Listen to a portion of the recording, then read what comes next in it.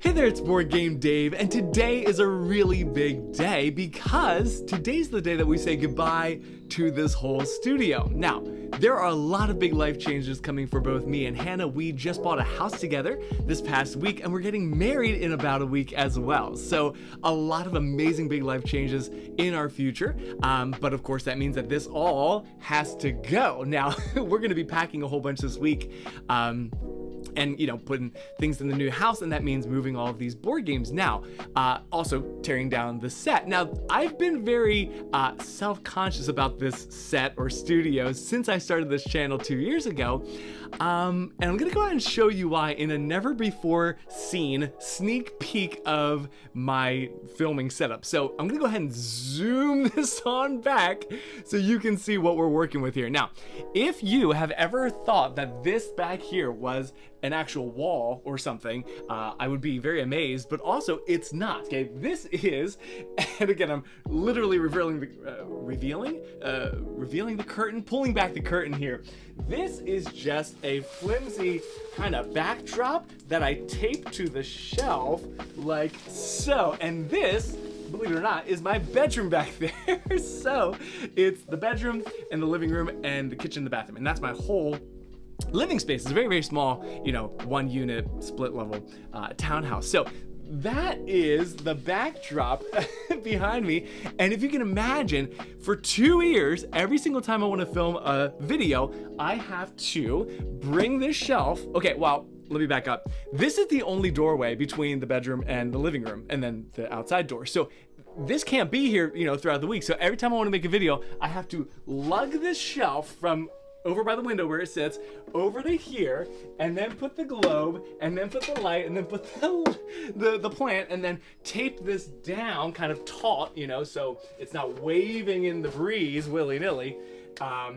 Yeah, and then when I'm done filming, I have to put everything back over, where it came from, and then the rest of the week, I'm walking in and out with this backdrop in the doorway. It's been very, very strange. Now, the good news is that at the new place, there's a finished basement, and hopefully that's going to be kind of the dedicated board game playing / content filming space studio area. So I'm really, really looking forward to, having a more designated, permanent setup down there where I won't have to get the lights out and set the camera and do the focus and, set everything up every single time I want to film. So hopefully that'll make the whole process a lot more streamlined. Now, one thing I've noticed throughout this whole moving process is, of course, and I think this is a universal phenomenon, you realize just how much stuff you have. And in my case, primarily board games, although of course there's books and clothes and other things that have to go. But I think it's when you're moving that you actually take stock, like for the first time, of how much stuff you've accumulated. I remember helping my friend Gary move, I think it was like a year ago. And we probably moved, he would be able to tell you, 1,000, 2,000 games from his old place to the new place. And man, when you see it in a U-Haul truck, you're like, holy smokes, I have so many games. And same thing here. Now, I mentioned in last week's video where I was trying to downsize my collection. Of course, it was kind of a call video if you haven't seen it. I have exactly 100 games, and I was putting 10 up for sale or whatever. So, and 100 games probably doesn't sound like a lot to some people, but it kind of is a lot. And for context, just to give you some of the backstory, when I first got into board games in 2019, I had the same shelf. It's been with me for a long time. And at the time, my threshold, my cap was going to be this shelf. So my board game collection would never exceed this shelf. And at the time, it was half books, half board games. Wow.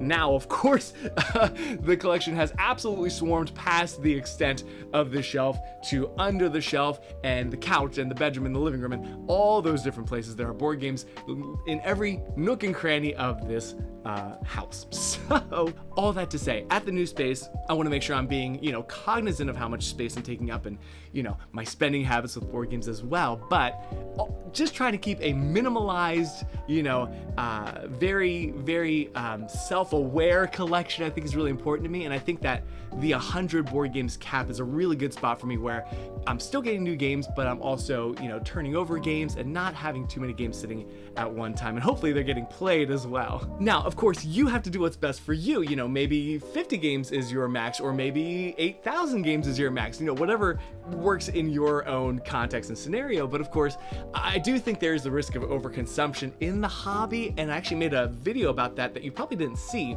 It's over on the Quack and Co channel, and it's called, I think We Own Too Many Board Games or something like that. I didn't title it, but I'll leave a link to that in the description if you want to hear more about my thoughts on, you know, hoard gaming instead of board gaming, as it were. But, you know, getting to a point where you're just buying games just to buy them and you never play them, which, you know, some people say that's collecting board games, and that's a totally different thing. But for me, you know, I like to play the games I have, so I think it's important to keep a small collection, is all I'm trying to say. Anyways, that's enough rambling from me. Thank you so much for tuning into this video. I know it's not a normal board game review or playthrough like usual. Now, of course, there is a lot more content coming very soon. I'm so excited to be filming in the new space.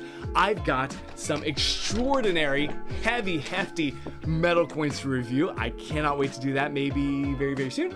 I have lots of Everdell content to do. I have a cookbook that I've been meaning to review. I've been slacking on making some of the recipes in that book. So lots of things on the way, so stay tuned to the channel, subscribe if you haven't already, and yeah, say hi in the comments. You probably know that I read and respond and reply to every single comment down there, so say hi, let me know how you're doing. You can say bye to the old studio space, and I will see you over at the new house. In the meantime, have a wonderful week, take care, and happy gaming. Bye. Hi, I'm BoardGameDave. Today I'm going to talk about top 2. Move over there a little bit more. Like, are you filming? Yeah. Hi, it's BoardGameDave. Today I want to talk about this game, Star Realms Frontiers. And then at the end, you always have like, check out my other videos on this, and then it'll come up the little side. Yeah. There's plenty of space here on this side where you can have those. Check this video out for my top favorite 2-play games. Check this video for the worst games I've ever played. And a lot Thanks for checking it out.